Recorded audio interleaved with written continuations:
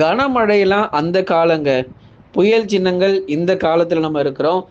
அப்போலாம் நமக்கு வந்து தென்மேற்கு பருவமழைன்னு சொன்னாலே, ஒரு மழையோட ஆரம்பிக்கும். ஒரு மிதமான மழை, ஒரு சாரல் மழை, இல்ல ஒரு லேசான மழை. அப்படி ஒரு அதிகபட்சம் மிஞ்சி போனா ஒரு கன முதல் மிக கனமழை. ஆனா, இந்த வருஷம் தென்மேற்கு பருவமழை கேரளாவுல ஒரு புயலோட ஆரம்பிக்குதுங்க. அதுதான் நம்ம மிக முக்கியமா நம்ம பார்க்கணும். நீங்க நண்பர்களே மறக்காம ஒரு லைக்க போடுங்க. சப்ஸ்கிரைப் பண்ணாதவங்க சீக்கிரமா சப்ஸ்கிரைப் பண்ணிட்டு வாங்க. மிகப்பெரிய ஒரு புயல் சின்னத்த குறித்து நம்ம பார்க்கலாம். நண்பர்கள், உறவினர்கள் தெரியப்படுத்த ஷேர் பண்ணுங்க. அவங்களும் பார்த்து பயன்பெற்றுக் கொள்ளட்டும். மே இறுதியில் சக்தி வாய்ந்த புயல் பொறுத்தவரை அரபிக்கடலில் உருவாகுறதுக்கான வாய்ப்புகள் இருக்கிறது.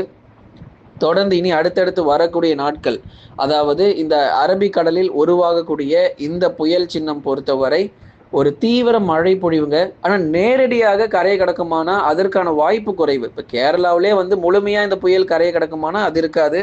அதே மாரி கர்நாடகாவிலும் முழுமையாக இந்த புயல் கரையை கடக்க போறது கிடையாது. ஆனா இதுல என்ன ஒரு சின்ன பிரச்சனை அப்படின்னா, அந்த கேரளா மற்றும் கர்நாடக மாநிலங்கள ஒட்டி வர்றதுனால, மழை பொழிவு ரொம்ப மோசமா இருக்கும். அதுல குறிப்பா அந்த தீவிரமான கன முதல் மிக கனமழை எங்கெல்லாம் இருக்கும் அப்படின்னா, கேரளாவினுடைய கடலோர பகுதிகள்ல மே 22ஆம் தேதிக்கு அப்புறம் மழை தீவிரங்கள் அதிகரிக்க ஆரம்பிச்சிரும். ஏன்னா, பருவமழை நம்ம 27ஆம் தேதி சொல்லியிருந்தோம். ஆனா, அந்த 27ஆம் தேதி ஒரு பக்கம் இருந்தாலும், பருவமழை இன்னும் நாட்கள் போக போக இன்னும் சீக்கிரம் தான் தொடங்க பார்க்கிறதே தவிர, தாமதமாக வாய்ப்பே கிடையாது. இன்னும் மிஞ்சி போனா 24, 25லேயே பருவமழை தொடங்குறதுக்கான வாய்ப்பு இருக்குமே தவிர, மே 30ஆம் தேதி தான் தொடங்கும் அல்லது ஜூன் முதல் வாரத்துல தான் பருவமழை இருக்கும் அப்படிங்கிறதெல்லாம் கிடையாது. தாமதமாகாது. இன்னும் சீக்கிரம் தான் பருவமழையானது கண்டிப்பாக தொடங்கும். கேரள பகுதிகள்ல அதீத கனமழை, அதி கனமழை முதல் அதீத கனமழை இருக்க போகுது. கிட்டத்தட்ட 30 சென்டிமீட்டருக்கு மேலாக நிறைய இடங்கள் நம்ம மழை பொழிவு எதிர்பார்க்கலாம். சாதாரணமா இப்ப இருக்கக்கூடிய சூழ்நிலைக்கு 20 சென்டிமீட்டர் மழை வந்தாலே மிக கடுமையான வெள்ளப்பெருக்கு கேரளாவுல வந்துரும். ஆனா, இப்ப இருக்கக்கூடிய இந்த புயல் சின்னங்கள் கேரளாவிற்கு அருகே வந்து நம்ம போகும்போது 30 சென்டிமீட்டர்லாம் வரும்போது கண்டிப்பாக வெள்ளப்பெருக்கு தான்.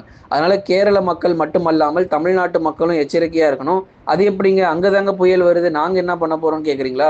இங்கேயும் ஒரு சில மாவட்டங்கள் கவனமா இருந்து தான் ஆகணும். அது எந்தெந்த மாவட்டங்கள் அப்படிங்கிறதையும் நம்ம சொல்லிடுறோம். கேரளா, கர்நாடகாவிலும் ரொம்ப தீவிரமான மழை பொழிவு மே 22க்கு அப்புறம் இருக்க போகுது. தமிழ்நாடு பொறுத்தவரைக்கும் மாலை, இரவு மற்றும் நள்ளிரவு நேரங்களிலும் அவ்வப்போது பரவலாக இடி மின்னலுடன் கூடிய கனமழை.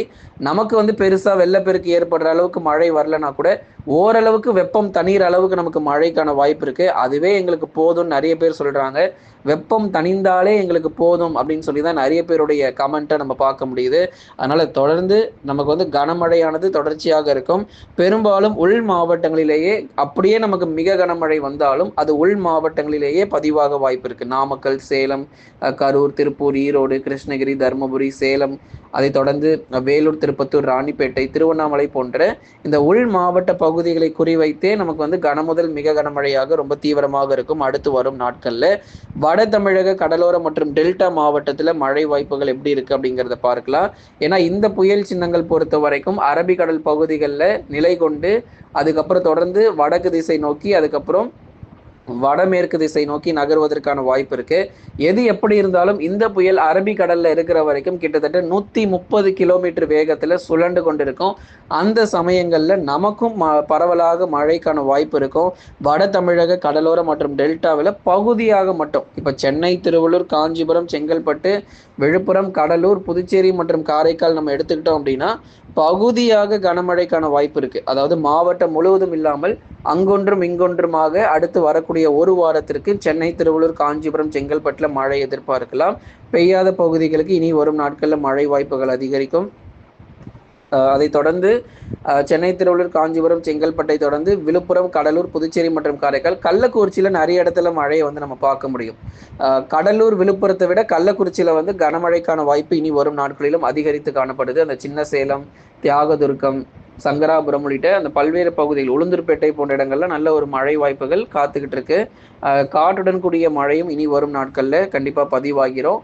கடலோர மாவட்டங்கள் உங்களுக்கு பகல்ல வெயில் அதிகமாக தாங்க இருக்கும். சென்னை பொறுத்த வரைக்கும் பகல்ல வெயில் அதிகமாக தான் இருக்கும். அப்படியே மழை வந்தாலும் பகுதியாகவே இருக்கு.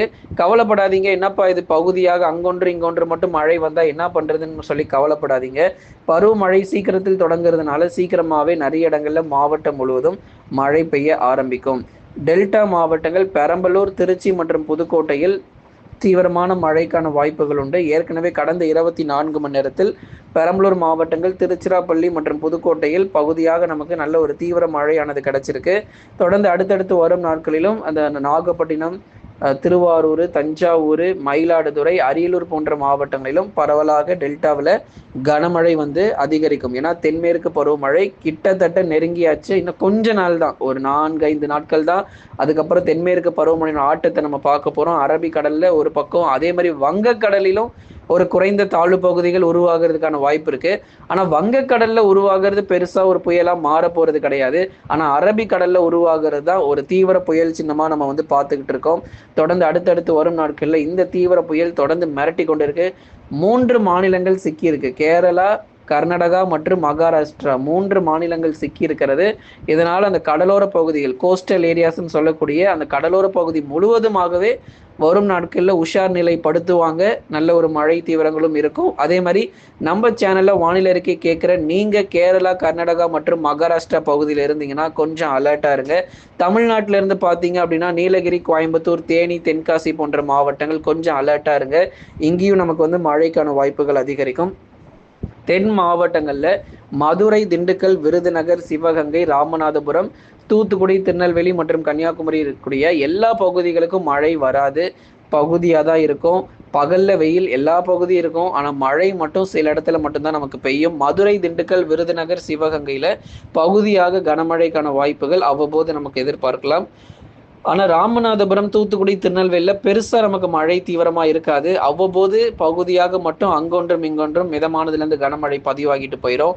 ஆனால் மேற்கு தொடர்ச்சியில் வந்து ரொம்ப தீவிரமான மழை வாய்ப்பு இருக்குது. நீலகிரி மற்றும் கோயம்புத்தூர் மக்கள் உங்களுக்கு தான் ரொம்ப கவனமாக இருக்க சொல்லணும். உதகமண்டலம், குந்தா, அவலாஞ்சி, வால்பாறை, சோலையாறு, சின்னக்கல்லார், அதுக்கப்புறம் தேனி மாவட்டத்தில் போடிநாயகனூர், கம்பம், தென்காசியில் புளியங்குடி, செங்கோட்டை, அதை தொடர்ந்து கன்னியாகுமரியினுடைய மேற்கு பகுதி கொளச்சல், எரணியல் இது போன்ற இடங்கள்லாம் தொடர்ந்து அதிக கவனம் தேவை.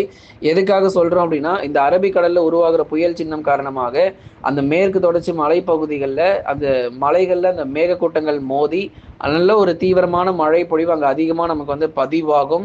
மிக கனமழையோட நம்ம இந்த தென்மேற்கு பருவமழை தமிழ்நாட்டில் தொடங்குது. கேரளாவில் அதி கனமழை முதல் அதீத கனமழையும், தமிழ்நாட்டில் ஒரு மிக கனமழையோட இந்த தென்மேற்கு பருவமழை மே 27 அல்லது அதற்கு முன்பதாகவே எவ்வளவு சீக்கிரம் தொடங்க முடியுமோ வரும் நாட்களில் வேகமாக தென்மேற்கு பருவமழை தொடங்க ஆரம்பிச்சிடும்.